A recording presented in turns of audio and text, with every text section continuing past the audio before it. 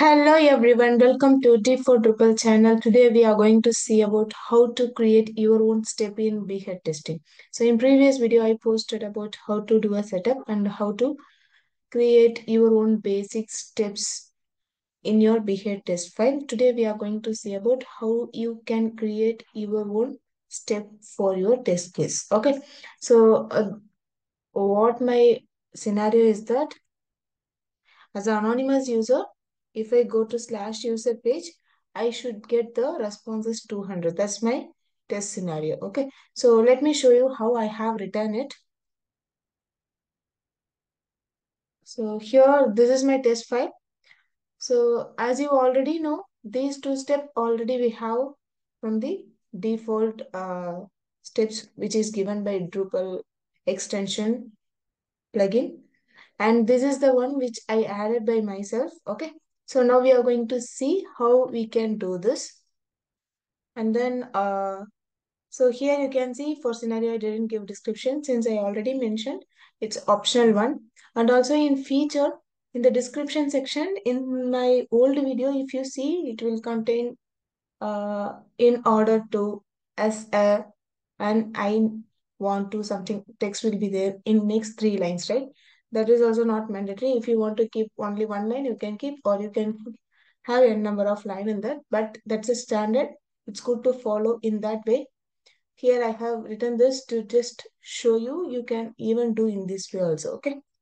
And next one, when you go to behavior.yml, by default, there will be file that is added, that is feature context. So this is the file, it is created when you run a command called behat init, right? So this file is present in, let me copy this path. Okay, so here, feature bootstrap, inside that the file is created. So this is the file this is a class file where you are going to write a code which is going to execute your step. Okay, so this file I have opened it.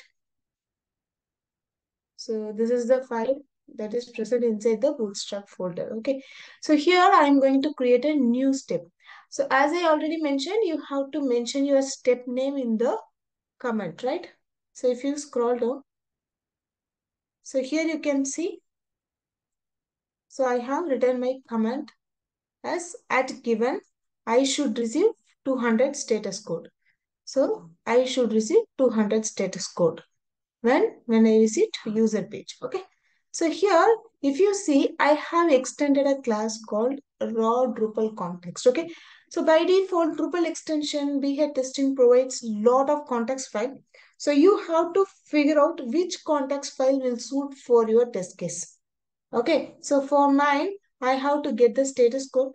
To get the status code, I need this session function and I need to get the status code of the response. Okay, so this is the function I have to get it. So if you go to your Drupal extension in the vendor folder, vendor Drupal extension, where you have a list of context files.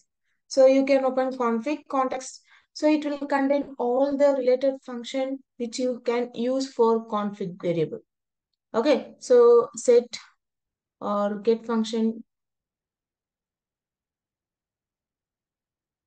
So you can see set function. There are a lot of set functions for complex configuration and simple configuration. And also if you go to Drush, it contain all the Drush related functions. So Drush output.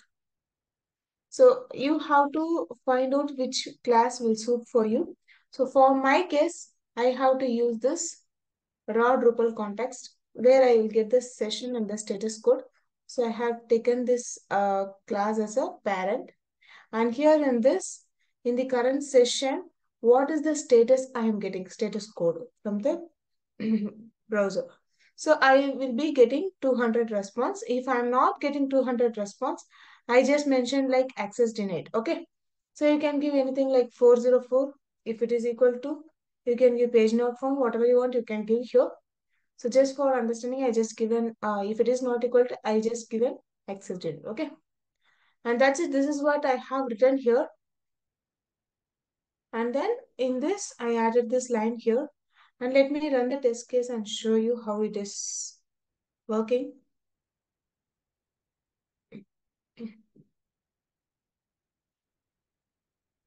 Since I have only one feature file, so I'm just running Behat file. So if you have n number of feature file and you are doing development, just give the file name as a parameter like this, feature slash test.feature. So it will run only the feature file which you are running. Okay. So here you can see our test is ran successfully. So even you can do debugging here, it will work. So if you want to find out what is the status code you are getting here, you can put here like response code. So like you can give like this. So you will get the response to 100. So you can debug and you can do all will work. So I will add the code in the description. If you want, you can go and try it out by yourself. And this is how you have to create your own step in Drupal behavior testing. And that's it about today's video.